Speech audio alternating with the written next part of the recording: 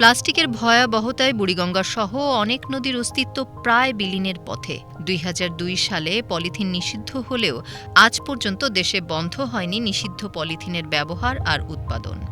এই পলিথিনের প্রভাবে দূষণের শিকার হচ্ছে নদ নদী, ক্ষতিগ্রস্ত হচ্ছে প্রকৃতি। এছাড়া তুরাগ, কর্ণফুলী ও সুন্দরবনের অভ্যন্তরীণ নদীগুলোতেও প্লাস্টিক ও পলিথিন দূষণ ভয়াবহ পর্যায়ে রয়েছে।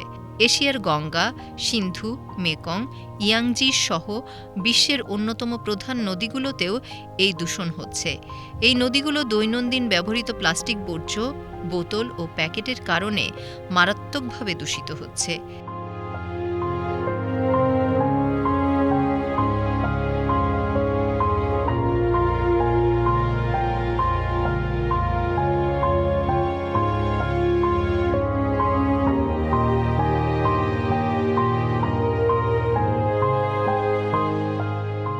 ঈদযাত্রায় বিপুল সংখ্যক মানুষের যাতায়াত, এদের ব্যবহৃত পলিথিন পরিবেশ দূষণের অন্যতম ভাবনার বিষয় হয়ে দাঁড়িয়েছে।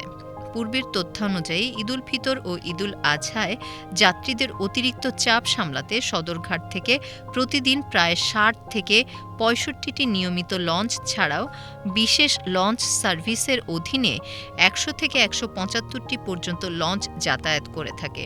অধিকাংশ লঞ্চের ধারণ ক্ষমতা ২,০০০ বা তার নিচে। প্রতিটি লঞ্চের ধারণ ক্ষমতার অতিরিক্ত যাত্রী পরিবহন করা হয়। এক গবেষণায় দেখা গেছে, আসা যাওয়ার পথে একজন মানুষ গড়ে ৫টি পলিথিন অথবা পানির বোতল ব্যবহার করে। লঞ্চ থেকে নামার সময় স্বাভাবিকভাবেই যাত্রীরা পলিথিনগুলো লঞ্চে ফেলে যান।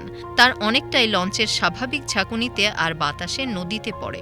অবশিষ্ট যা লঞ্চে পড়ে থাকে সেগুলো ঝাড় দিয়ে সেই পানিতেই ফেলে দেয় লঞ্চের কর্মচারীরা। এভাবেই নদীর তলদেশের চিত্র সাংঘাতিক রকমের দূষণের শিকার হচ্ছে। অনুমান করা হয় বুড়িগঙ্গার তলদেশে ১০ থেকে ১২ ফুটের প্লাস্টিকের স্তর আছে।